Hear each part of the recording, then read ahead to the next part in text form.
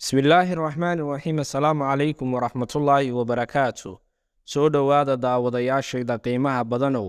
muuqaalkeena maanta waxaan kaga faalloon doonaa qiso dhex martay lamaane nolosha ku midoobay inta aynaan u gelin muuqaalkeena waxaan si sharaf leh kaaga codsanayaa inaad muuqaalka like saarto siina faafiso haddaad nagu cusub tahayna nagu soo biirto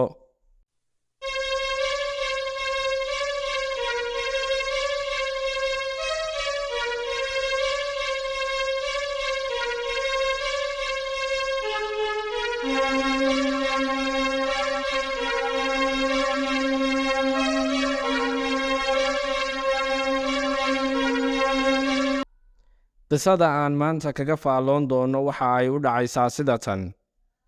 waxa uu si aad ah u jeclaa xaaskiisa waxa ilaahay siiyey 2 carruur ah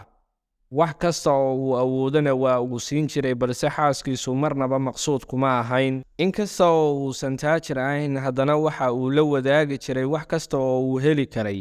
haddii uu u soo iibiyo dhar waxa ay ku odhan jirtay waxan waa wax liita oo beri hore laga baxay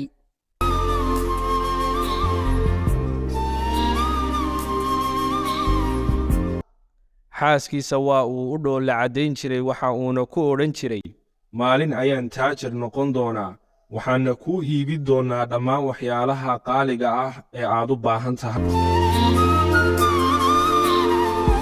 xaaskiisu marnaba moobil kama wici jirin ilaa ay wax ka codsanaysa maahee haddii uusan codsigaa fulin karin waxa keliya ee ay samayn jirtay waa inay muranto marmarna dagaalanto galabgalbaha ka mid a isaga oo ka soo rawaxay shaqadiisii ayuu u soo iibiyey 1 kiilo oo hilib ah isagoo faraxsan oo isla xaaskaaga kaga yaabi maanta oo caawa si fiican reerku ha u casheeyo kolkuu gaadhay gurigii oo uu xaaskiisii tusay ayay tidhi nin baad sheeganaysaa oo 1 kiilo oo hilib ah keenaysaa guriga ma saliid baa taalla iyo wax kale oo lagu daro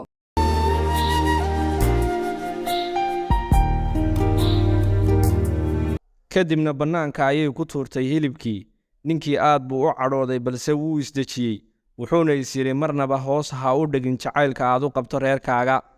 maalin ayuu xanuun badan ka dareemay cagta bidixda kadibna buro weyn ayaa ka soo baxday 3 bilood kadib markii ay aad u weynaatay xanuunkiina ku batay ayuu cisbitaal tegey waxaana laga helay kansar wuxuu ahaa sabool aan awoodin daryeel caafimaad oo wanaagsan inkastoo uu aad u xanuunsanaa haddana waxa uu isku dayey inuu quudiyo reerkiisa 2 sano kadib way ka sii dartay xaaladiisii waxaana la dhigay cisbitaal lugtiina qalliin ayaa lagu sameeyey oo waa la jaray laakiin nasiib darro waxa ay ahayd xilli dambe oo fayraskii jidhkiisii oo dhan wada gaadhay xaaskiisii ayuu u yeedhay si uu ula dardaarmo waxa uuna ku yidhi xanaanee oo daryeel carruurta waxaan dareemayaa inaan adduunka ka socdo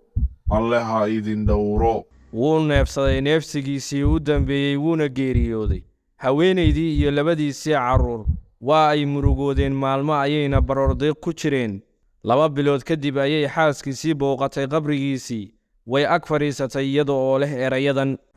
jacaylkaygii wax kasta oo wanaagsan waad ii samaysay waxaad iila dhaqantay si sare laakiin wixii keliya ee aad iga elisay waxa ay ahayd muran iyo dagaal aan dhammaad lahayn marnaba ma garowsan muhiimaddaada iyo jacaylkaaga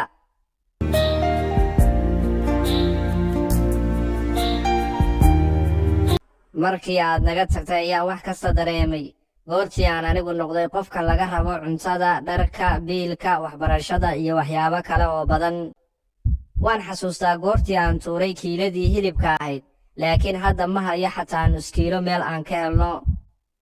dhammaanteen waan tabaynaa maqnaanshahaaga gabadhaydii yarayd oohin ma joojiso iyadoo i weydiinaysa aabbaheed alle ha ku naxariisto guntiyo gabagabadii waxaan lamaanaha isqaba kula dardaarmaynaa ku qanacsanaada waxa ilaahay idin siiyey qofka inta uu nool yahay ayaa la ixtiraamaa xeerka u weyn aad ilaalisaan ha noqdo diinta waayo gabadhaas qodobo badan oo diinteennu ka digtay ayay ku kacday jacaylku ma aha in wax badan la haysto laakiin waa wax yar oo la haysto sidii la isula wadaagi lahaa daawada waad ku mahadsan tahay daawashadaada fadlan haddii aad halkan nala soo gaadhay muuqaalka noo lay garee mahadsanid